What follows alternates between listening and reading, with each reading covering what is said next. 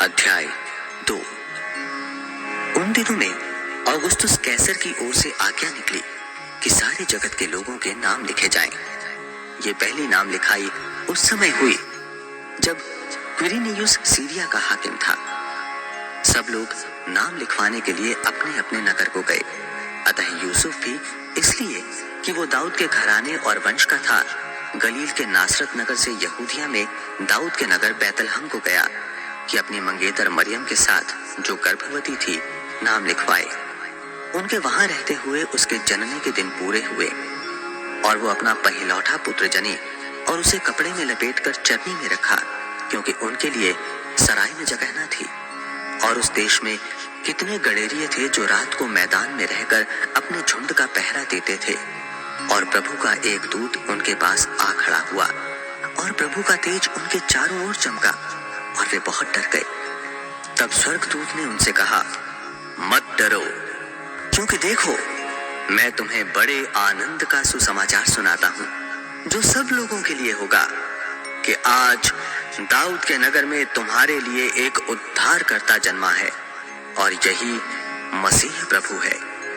और इसका तुम्हारे लिए ये पता है कि तुम एक बालक को कपड़े में लिपटा हुआ और चरनी में पड़ा पाओगे।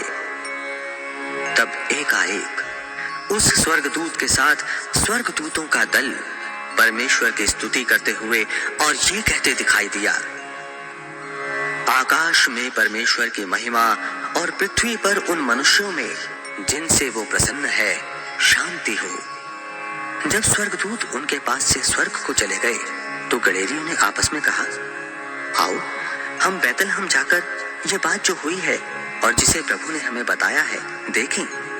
और उन्होंने तुरंत जाकर मरियम और यूसुफ को और चरनी में उस बालक को पड़ा देखा।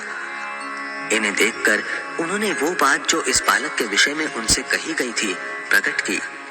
और सब सुनने वालों ने उन बातों से जो गडेरियों ने उनसे कही आश्चर्य किया।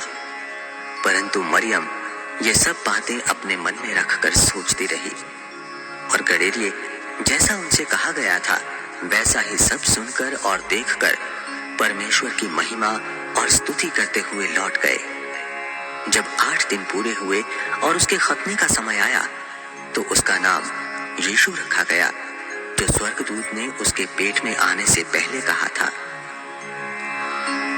जब मूसा की व्यवस्था के अनुसार उनके शुद्ध होने के दिन पूरे हुए तो वे उसे यरूशलेम में ले गए कि प्रभु के सामने लाएं। जैसा कि प्रभु की व्यवस्था में लिखा है, हर एक पहिलौठा प्रभु के लिए पवित्र ठहरेगा।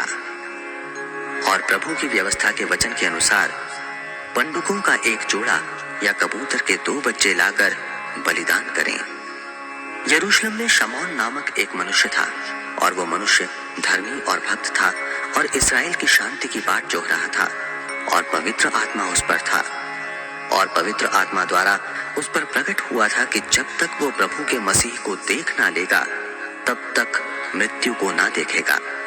वो आत्मा के सिखाने से मंदिर में आया और जब माता पिता उस बालक यीशु को भीतर लाए कि उसके लिए व्यवस्था की रीति के अनुसार करें, तो उसने उसे अपनी गोद में लिया और परमेश्वर का धन्यवाद करके कहा, हे स्वामी, अब तू अपने दास को अपने वचन के अनुसार शांति से विदा करता है, क्योंकि मेरी आंखों ने तेरे उद्धार को देख लिया है, जिसे तूने सब देशों के लोगों के सामने तैयार किया है, कि वो अन्य जातियों को प्रकाश देने के लिए ज्योति और तेरे निज लोग इस्राएल की महिमा हो।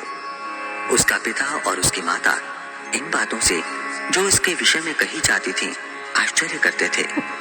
तब शमौन ने उनको आशीष देकर उसकी माता मरियम से कहा, देख, वो तो इस्राएल में बहुतों के गिरने और उठने के लिए और एक ऐसा चिन्ह होने के लिए ठहराया गया है जिसके विरोध में बातें की जाएंगी, वरन तेरा प्राण भी तलवार से वार पार छिद जाएगा। इससे बहुत हृदयों के विचार प्रकट होंगे। अशेर के गोत्र में से हन्नाह नामक फनुएल की बेटी एक भविष्यद्वक्तिन थी। वो बहुत बूढ़ी थी और विवाह होने के बाद 7 वर्ष अपने पति के साथ रह पाई थी। वो 84 वर्ष से विधवा थी और मंदिर को नहीं छोड़ती थी, पर उपवास और प्रार्थना कर करके रात दिन उपासना किया करती थी। और वो उस घड़ी वहां आकर प्रभु का धन्यवाद करने लगी और उन सबों से जो यरूशलेम के छुटकारे की बाट जोहते थे उस बालक के विषय में बातें करने लगी। जब वे प्रभु की व्यवस्था के अनुसार सब कुछ पूरा कर चुके तो गलील में अपने नगर नासरत को फिर चले गए। और बालक बढ़ता और बलवंत होता और बुद्धि से परिपूर्ण होता गया और परमेश्वर का अनुग्रह उस पर था। उसके माता पिता प्रतिवर्ष फसह के पर्व में यरूशलेम जाया करते थे। जब यीशु 12 वर्ष का हुआ तो वे पर्व की रीति के अनुसार यरूशलेम को गए। जब वे उन दिनों को पूरा करके लौटने लगे तो बालक यीशु यरूशलेम में रह गया और ये उसके माता पिता नहीं जानते थे। वे ये समझकर कि वो अन्य यात्रियों के साथ होगा एक दिन का पड़ाव निकल गए और उसे अपने कुटुंबियों और जान पहचान वालों में ढूंढने लगे। पर जब नहीं मिला तो ढूंढते ढूंढते यरूशलेम को फिर लौट गए और 3 दिन के बाद उन्होंने उसे मंदिर में उपदेशकों के बीच में बैठे उनकी सुनते और उनसे प्रश्न करते हुए पाया। जितने उसकी सुन रहे थे वे सब उसकी समझ और उसके उत्तरों से चकित थे।